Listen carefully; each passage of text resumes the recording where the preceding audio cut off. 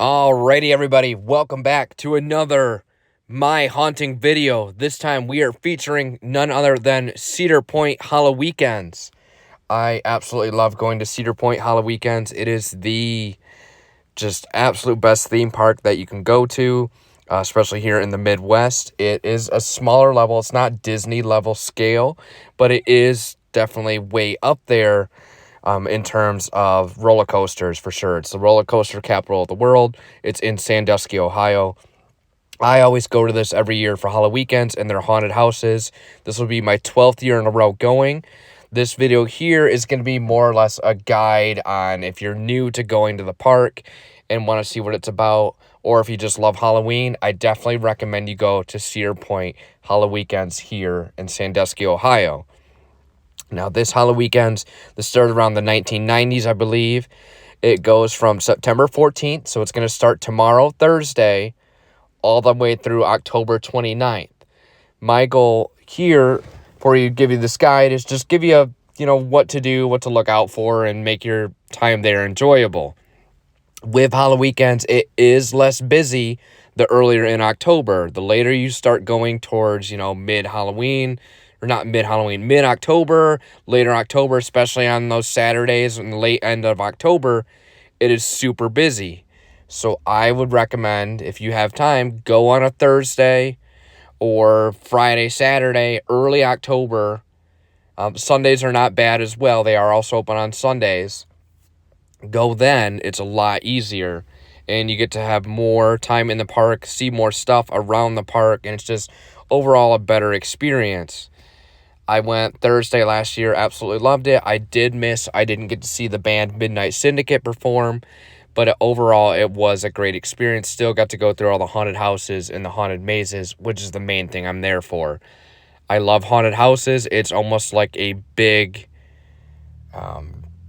just huge event, because, you have 5-6 haunted houses all together in one spot that you go to with, a Fright Lane pass. I always recommend this event, and I'm going to keep going every single year, and I don't plan on stopping. Now, recommended for the younger kids, here is the Nobu Fright Necklace. I always recommend these for younger kids, or say you got really young teenagers that don't like to be scared. You wear this necklace, puts the lights on it. It's only like $15. This tells that scare actor, hey, don't scare me. I am not in a, I don't want to be here to be scared. I'm just here for, the kid environment and the roller coasters or the rides. I'm good. It comes here in this cat necklace here, $15.99. You can find them at pretty much every store there in the park. I always recommend this just because it's a good investment for kids.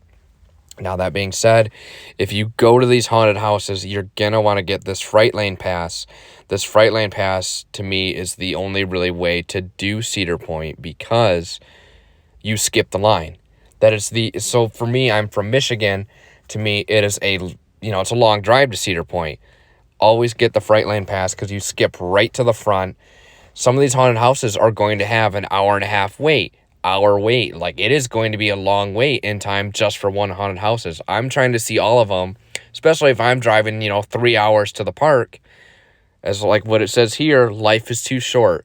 The Fright Lane Pass is pretty expensive, though. It is close to $90 on top of your admission to the park. So overall, you're paying like $150 per person. That's not including food, merchandise, parking. It's going to be expensive, but I always say, like it says here, make the most out of your night at Halloweekends with a Fright Lane and enjoy shorter wait times for the indoor mazes and Cornstalkers zone. There are limited quantities, so I would buy it ahead of time.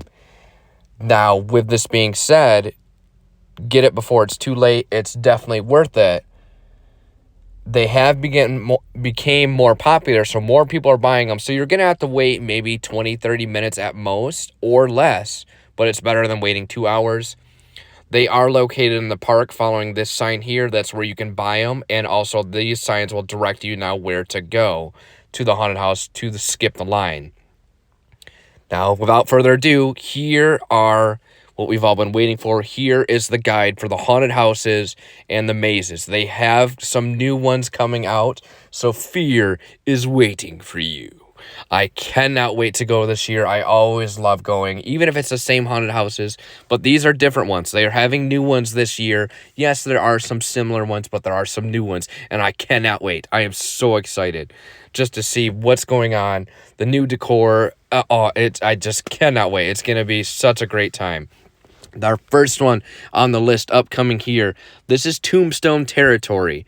Now, this is part of their outdoor scare zone, so it's like a little walkthrough. It's not like a actual haunted house where you go into. This is like a little...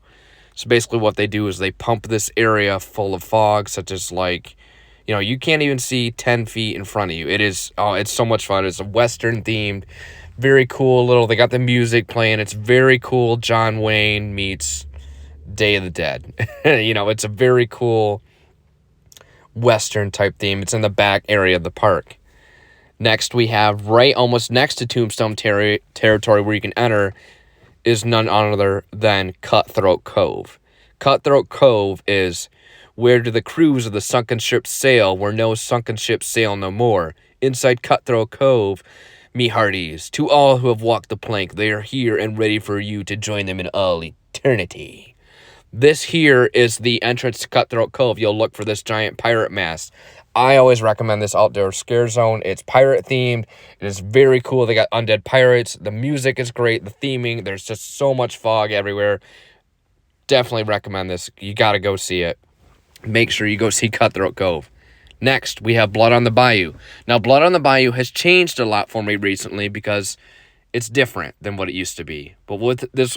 What Blood on the Bayou is along this forbidden trail, spirits and nightmares roll through fog atop infested murky waters, infested with what?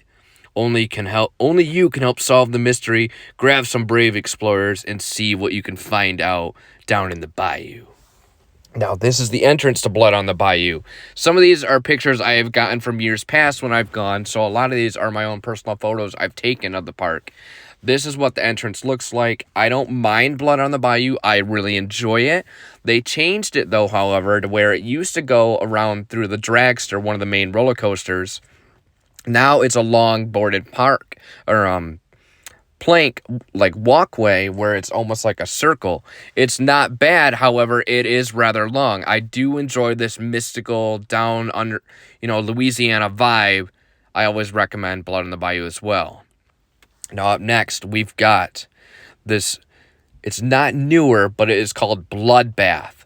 This is like vampires meet nightclub meet dark masquerade. It's not so much nightclub anymore, so this is a haunted maze. This is a haunted house. So what has drawn you out to this is very cool. It is a vampire-esque nightmare club Orpheus right here that you see here. It's a nightclub basically, and it's just a very cool vampire, dark shadows. I love this one. I love vampires, so the aesthetic on this, you got to go to it.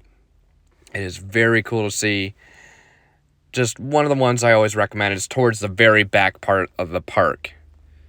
Now, next upcoming, we've got a very cool, very Texas chainsaw themed. We've got the Slaughterhouse. Now, the Slaughterhouse is awesome. This is the Split and Trail Meat Factories open for tours. Enjoy daily demonstrations by our butchers and see how their sausage is made.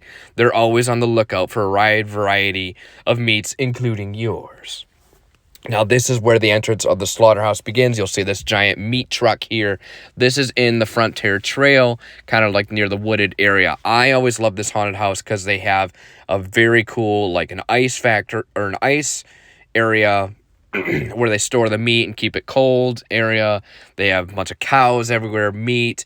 Of course, Leatherface-like characters. Always got to recommend this haunted house here. Next, we have Fearground Freak Show. I love this as well because I don't like clown animatronics, but I love this. So, step right up. Professor Von Fleece has searched the world, or at very least the Tri-County area, to bring you the collection of sights, frights, delights, and more. This is what Fairground Freak Show looks like outside, so you can tell it's unique. This, I absolutely love this haunted house. This reminds me of American Horror Story Season 3 with the clowns and the freak show. It is a whole circus underneath this octagon-shaped building. It is a lot bigger than you think when you step inside. It is more than just clowns. It is elephants. It is a whole circus top. It is everything you expect of the circus, including trailers and where the clowns are living. It is everything in this octagon-like shape. It is one of my absolute favorites since they took out Carnival in years past. This is definitely what it reminds me of, though, is obviously the circus big top. You've got to check this out. It is very cool. This line will be usually about, this line is going to be about 2 hours, sometimes 2.5 hours all the way around this octagon. So I definitely recommend going. This next one here is also one of my personal favorites. This is the Cornstalkers, Revenge of the Pumpkinheads. Now this here, this is also one of my absolute favorites. There's a lot of these that are my favorites on here, but this is one of the top. This here is a corn maze. It's not so much of a maze, however. They say it's a maze, but it's a kind of a walkway, but you're surrounded by corn.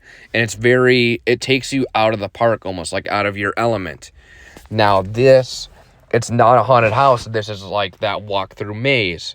So what it is fear pops loudly in this maze. Keep your ears open and shuck your nerves away.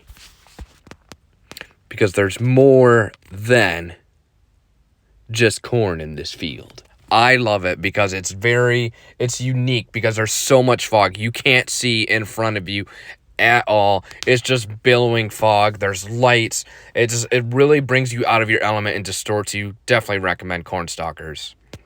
Now, up next, so this is brand new. This is Clown's Death Metal Tour. This is awesome because this is diehard fans of the infamous clown-faced rock band known as the Butchers of Rock have only gathered for a one-night-only concert filled with headbanging, murderously metal music and guitar licks that will pierce right through you. Now this, I absolutely enjoy this one because this is brand new. This is something they have not done before. This reminds me a lot of the Carnival that they had done in years past, to where they used to have a bunch of clowns everywhere. The clowns started popping up around London and everything, and then they just kind of got rid of all the clowns. This is what it's going to remind me of Carnival, I'm hoping, where a bunch of fog, clowns. I'm all for it. This is what Carnival used to like way back in years past. I really enjoyed it. It's a great time. Now up next is my absolute favorite haunted house. This here is the number one in my book. This is The Haunting of Erie Estate. Now Erie Estate is one of my absolute tops. This is the number one because this is a old mansion type house. This is part of the Sandusky's Paranormal Society's latest investigation as they descend into a mystery, a decade in the making. Explore the abandoned Erie Estate, long rumored to have ghostly tenants that roam the halls. But beware of the camera that can't see in the dark corners. For vengeful spirits there are around. I absolutely love this. This here photo is what the building looks like. It is just a creepy old mansion, especially on the inside. It looks like you stepped right into the 1800s. There's just Victorian aesthetic all over this. This is The Haunting of Erie Estate. This is the paranormal van that's out front. The paranormal stuff that is new for 2 years ago. This here is where it all starts. A year ago is where the paranormal started. This is where it all begins here in this mansion. You walk through, you go all the way upstairs. You go through all these different types of rooms. This is my absolute favorite. You gotta go to this one. It's always a must for me. Now next, this is something brand new. This is called Midnight.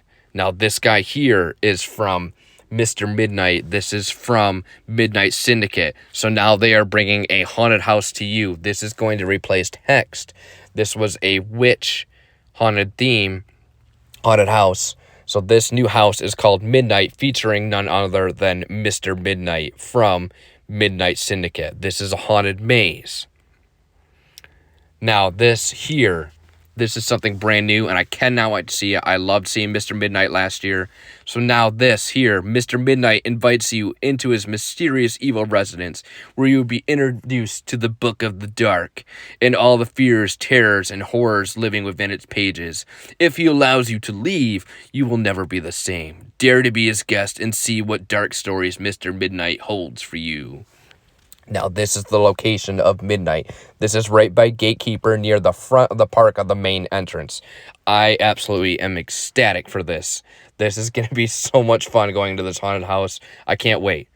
This is what Mr. Midnight looks like. This is from last year on his costume and everything from Midnight Syndicate. I always recommend paying him a visit, getting a photo op, and definitely visiting.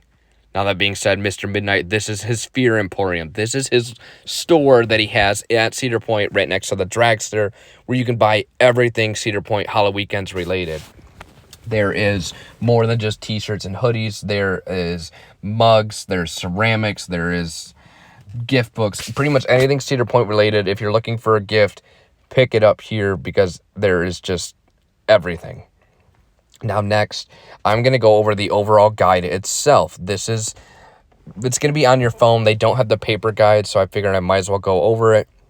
This is going to be like your agenda and everything towards Cedar Point Halloweekends. So this here upcoming, this is their events that they do throughout the day. Now, these depending on the day. So, for example, Thursday, Friday, Saturday, Sunday. I always recommend the Echoes of the Brimstone Club with Midnight Syndicate. This is Friday and Saturday only, 7:30 and 9:30. This album for Midnight Syndicate, the Brimstone Club, is brand new. So I definitely see one of their live performances.